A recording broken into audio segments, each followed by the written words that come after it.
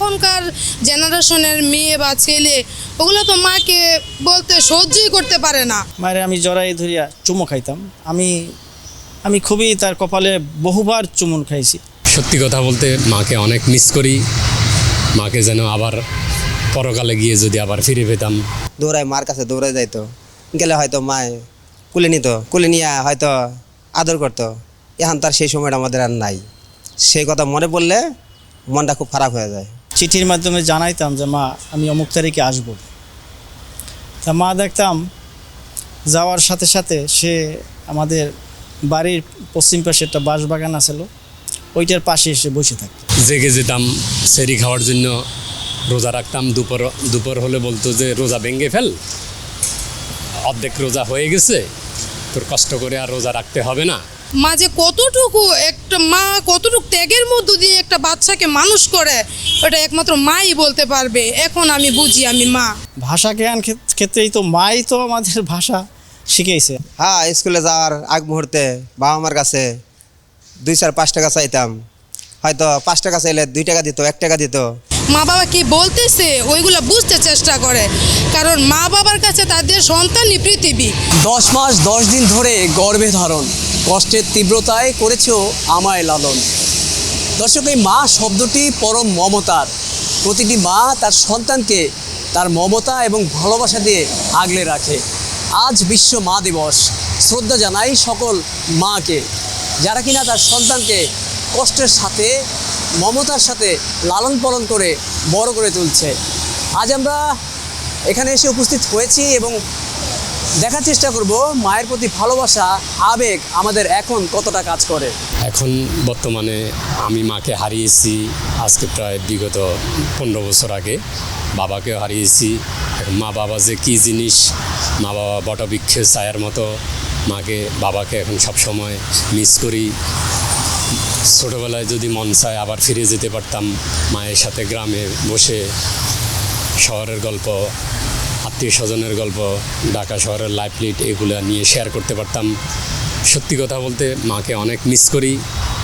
মাকে যেন আবার পরকালে গিয়ে যদি আবার ফিরে পেতাম, একসাথে মায়ের সাথে আমিও যেন মায়ের কবরের পাশে গিয়ে একই জায়গায় করতে পারতাম, তাহলে নিজের আত্মাকে, মায়ের আত্মা শান্তি পেত আর কি, বাবা মায়ের আত্মা শান্তি পেত। তো ছোটবেলার আপনার একটি স্মরণীয় একটি গল্প যদি বলতেন, যেটা খুবই আপনার মনে পড়ে। স্মরণীয় গল্প বলতে মনে আছে অনেক কিছুই।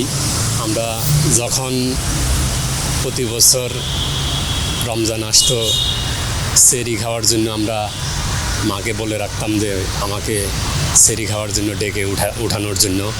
কিন্তু মা মনে করতো আমার ছেলে এখনও ছোটো, রোজা রাখার মতো বয়স হয় নাই, সেই জন্য মা কষ্ট করে ডাকতো না। যদিও বা কখনো জেগে যেতাম সেরি খাওয়ার জন্য, রোজা রাখতাম। দুপুর হলে বলতো যে রোজা ভেঙে ফেল, অর্ধেক রোজা হয়ে গেছে, তোর কষ্ট করে আর রোজা রাখতে হবে না। এগুলা বলে মা আমাদেরকে সারাদিন উপোস থাকতে দিত না আর কি। এগুলা বলে বলতো যে 5টা রোজা 6 দিন রাখলে তো 3টা রোজা হয়ে যাবে। এটাতে বোঝা যাচ্ছে মূলত কি, মা ছেলেকে, তার সন্তানকে কষ্ট দিতে চায় না, যে সারাদিন উপোস থেকে আমার ছেলেটা কষ্ট করবে। অর্ধবেলা না খেয়ে থেকে পরে বলতো খেয়ে ফেল, অর্ধেক রোজা হয়ে গেছে। এই জিনিসটা আমার এখনও মনে পড়ে। এখন মাকে সবসময় মনে করি, মা তো আর ফিরে আসবে না। এগুলো মনে করলে আসলে অনেক কষ্ট লাগে। মা আমাদের জন্মদাতা, আর মায়ের কারণে আমরা এই দুনিয়াতে আসছি।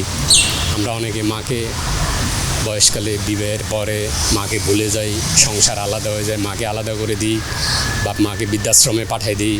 কিন্তু এই জিনিসগুলো যেন না হয়। আমরা যেন কষ্ট হোক, বিয়ে করলেও সংসার হলেও মাকে বাবাকে কাছে রেখে যেন মায়ের সেবা যত্ন করতে পারি। আর মা বাবার পায়ের নিচে আমাদের বেহেশত। আমরা এই মর্যাদাটুকু যেন বাবা মার প্রতি রাখতে পারি, বাবা মার সেবা যত্ন করতে পারি। আমরা একদিন বৃদ্ধ হব, আমরা একদিন অবহেলিত হব। বৃদ্ধ হওয়া আর একটা শিশু বৃদ্ধ লোক একই রকমেরই আচরণ করে বা তাদের চলাফেরা তাদেরই সব কিছুই শিশুদের মতোই। তাই বলে শিশুদেরকে আমরা যেভাবে আদর করি বাবা মাকে যেন আমরা সেভাবে আদর করতে পারি, বাবা মার প্রতি যেন আমাদের শ্রদ্ধা থাকে। প্রতিটা ছেলে মেয়েরা আমাদের উচিত বাবা দিবস মা দিবসে আমরা যেন বাবা মাকে বেশি বেশি ভালোবাসতে পারি, দেশকে বেশি ভালোবাসতে পারি, এই আশা ব্যক্ত করি আমি। আমি এমন একজন ব্যক্তিকে পেয়ে গেলাম চলতি পথে, যিনি কিনা ছোটোবেলা থেকে মায়ের ভালোবাসা থেকে বঞ্চিত। তার মাকে তিনি অত্যন্ত ভালোবাসে, তবে মায়ের ভালোবাসা সে কখনো উপলব্ধি করতে পারেনি, কেননা মা বাবা তাকে রাস্তায় ফেলে দিয়েছে। ছোটোবেলায় কোনো স্মরণীয় কাহিনী মনে আছে মায়ের সাথে? এমন কোনো ঘটনা ঘটেনি? আপনার মাকে আপনি ভালোবাসেন কেমন? ভালো, নিজে জানে চাইতে বেশি। আপনার মা কি সেটা জানে? না, আপনি যে এভাবে ঘোরাফেরা করছেন রাস্তায় ঘাটে বিভিন্ন স্থানে, হয়তো একবেলা খেতে পান আবার একবেলা খেতে পান না, এভাবে যে চলাফেরা করছেন, আপনার মা জীবিত আছে, বাবাও আছে, তাহলে আপনার এইভাবে চলাফেরা করা লাগছে কেন? আর যেখানে যে কোনো কষ্ট আছে ভিতরে, বিহত বা মনে করেন যে ছোটোবেলার থেকে আদর যত্ন পাই নেই, বিহত বা মায়ের পাই নেই, ছেড়ে পাই নেই, এই কারণে মনে করেন যে ছোটোবেলার থেকেই দেয় আমার ময়লার কাম ধরে যে নিজেই নষ্ট হয়ে গেছে, বাড়ি ঘরে যায় না সেরকম। মায়ের ভালোবাসা পাওয়ার আশা লাগেনি মনে? ছিল, কিন্তু পরে যখন একটু বড় হয়েছি, মানে বুস্টুস হয়েছে, তখন মনে করেন কি যে সেরকমই খেয়ালই নেই। মার সাথে যদি এখন দেখা হয় তাহলে কি আপনার কথা হয় তার সাথে?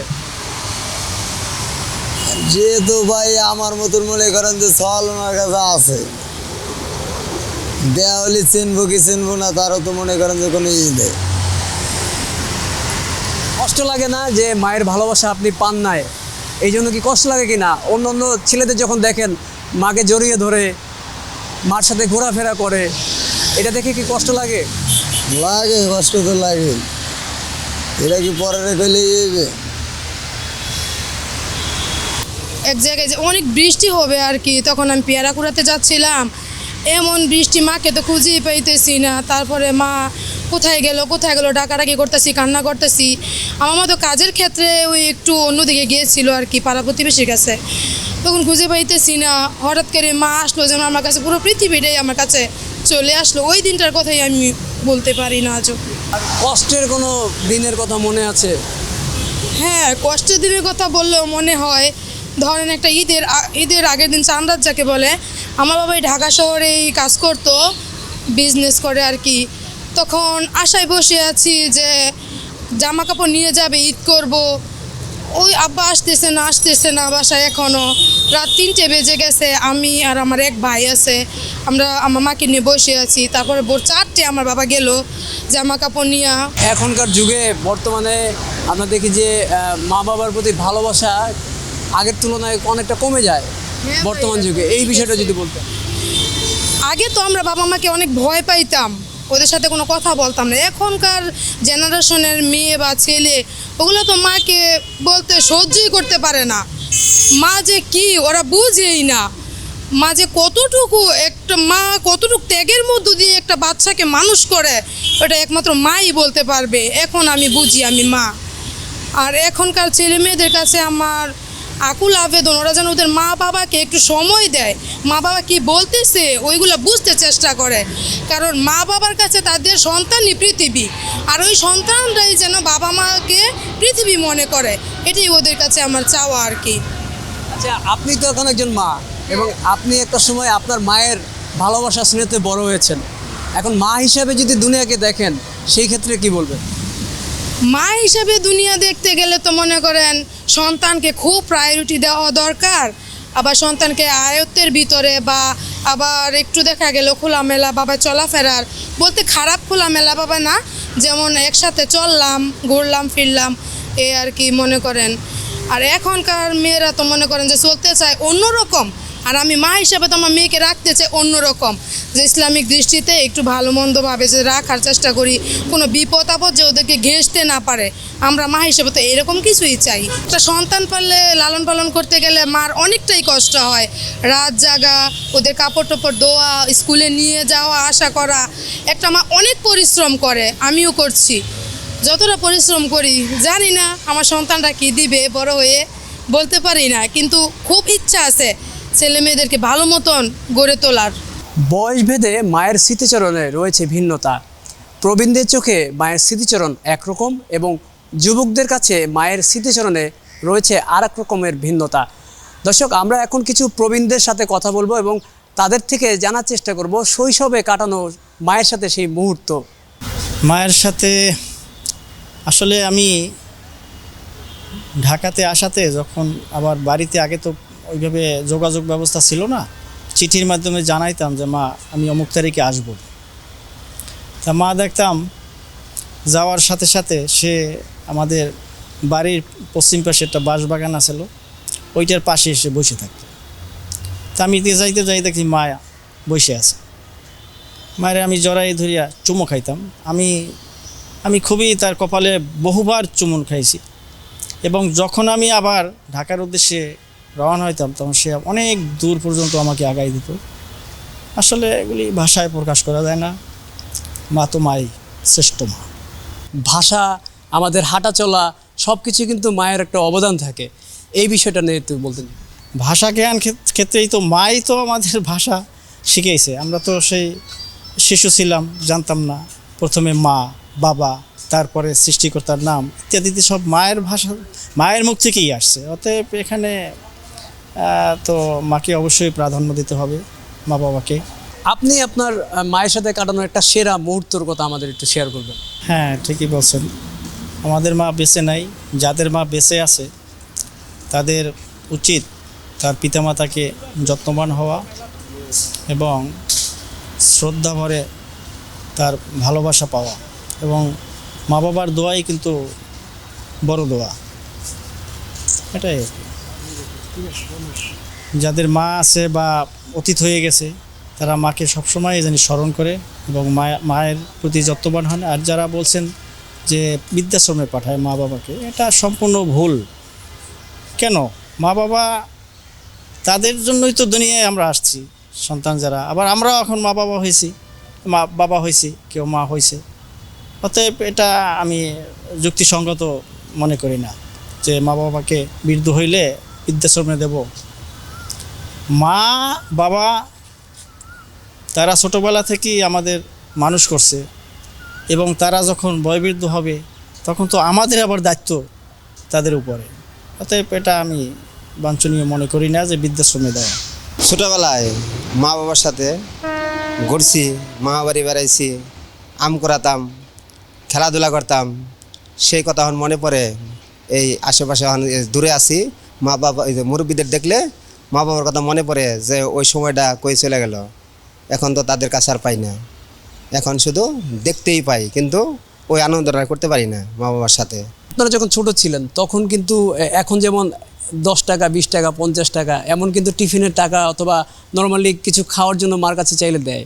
ওই সময়টায় কিন্তু আনা ছিল, পয়সা ছিল, এটা চেতেন, লজেন্স খেতে চাইতেন। ওই কাহিনীগুলো যদি একটু বলতেন। হ্যাঁ, স্কুলে যাওয়ার আগ মুহূর্তে বাবা মার কাছে 2, 4, 5 টাকা চাইতাম। হয়তো 5 টাকা চাইলে 2 টাকা দিত, 1 টাকা দিত। এই টাকা নিয়ে স্কুলে যাইতাম। টিফিনের সময় হয়তো 5 জনে মিলা 1 প্লেট বিস্কুট কিনা সবাই মিলাজিলা খাইতাম, তাতে খুব আনন্দ পাইতাম। শাসনের দিক থেকে যেমন আমাদের তো মারা শাসন করে ভুল করলে বা দুষ্টুমি করলে। একটা যদি স্মৃতি মনে করেন যে ছোটোবেলায় এমন একটা ঘটনা ঘটেছিল, এটা আমার এখন মনে আছে। হ্যাঁ, ছোটোবেলায় স্কুলে পাঠাতে চাইছে, যাই নাই। না যাই কী করছে, খেলতে পারিছি। ওই যায় বৃষ্টিতে, রোদ বৃষ্টিতে ভিজে আসতাম। আসলে তো বাপ মায় ধরে তখন শাসন করতো, মানে কি পিঠাও দিত, লাঠি দেয়, হয়তো একটা বাড়ি দিছে, পিঠ পেয়েছে, এই আর কি। এখন আপনার মা কি জীবিত আছে? জি, আমার মা জীবিত আছে। এখন ওই ছোটোবেলার গল্পগুলো মনে পড়ে কি কি বিষয়ে দেখলে? এই যে মা বাবা আছে, যে রাস্তাঘাটে দেখি যে পোলাপান দৌড়ায় মার কাছে দৌড়ায় যাইতো, গেলে হয়তো মায় কুলে নিত, কুলে নিয়ে হয়তো আদর করতো। এখন তার সেই সময়টা আমাদের আর নাই। সেই কথা মনে পড়লে মনটা খুব খারাপ হয়ে যায়। আপনাদের সময়ের দিনকাল আর এখনকার দিনকালের মধ্যে কি কোনো তফাৎ দেখেন? অনেক তফাৎ।